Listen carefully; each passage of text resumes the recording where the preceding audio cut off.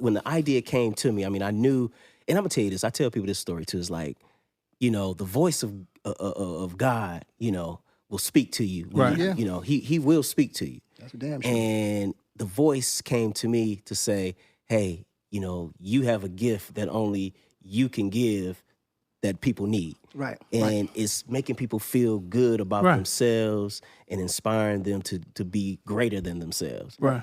And it was just, I just woke up with this idea of a fragrance, after hearing that voice. And again, I sat and reflected, and I was like, man, what am I gonna call it? Mm-hmm. And Ovation was the first thing that came to mind. And from that day, I went to Atlantic Station to just check out fragrances, And so I go to the fragrance counter. I can't remember what department store it was, but I go to the fragrance counter, and I asked the fragrance attendant to pull out the new fragrances for the season. Mm-hmm. They pulled out all the designer fragrances, pulled out all the marketing materials. We flipping through the pages, flipping through the samples. I'm looking at all the branding and the marketing materials, and not one piece of collateral, not one piece had an image that looked like me, that looked like you. That's true, man. That looked like you.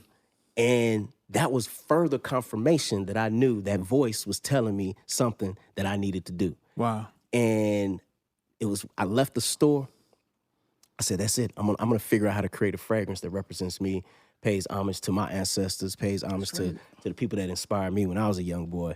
And so I went online, started researching Black-owned fragrances. And back then, this was 2013, 2014.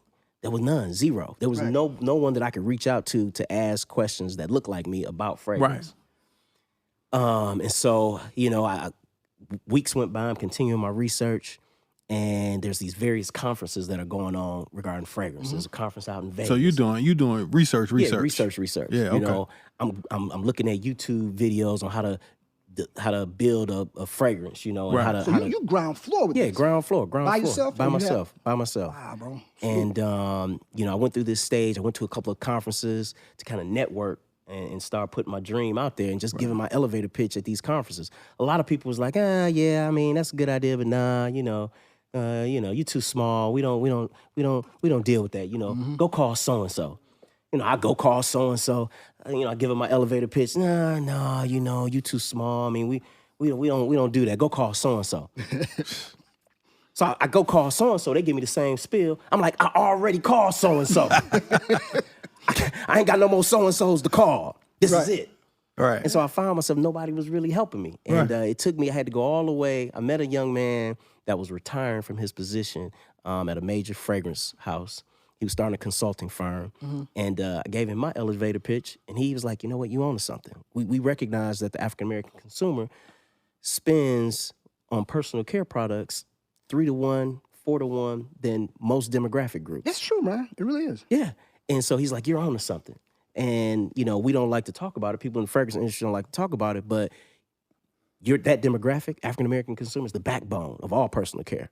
Yeah. And so I knew I was on to something. And he said, you know what, I'm gonna teach you the game a little bit. I'm gonna mentor you.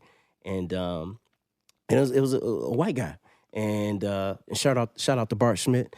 Bart took me on his wing, and he mentored me and kind of taught me some of the ropes and opened up his Rolodex and introduced me to some folks, kind of pushed my idea along.